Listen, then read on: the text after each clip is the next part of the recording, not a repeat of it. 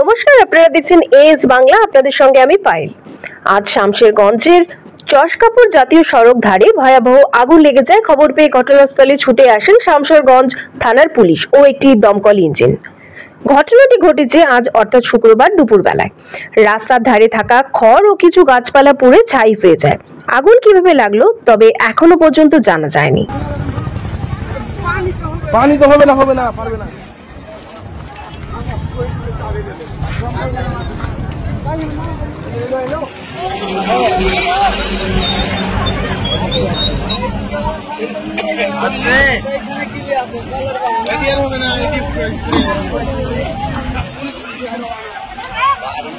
প্রথমে আগুন দিয়ে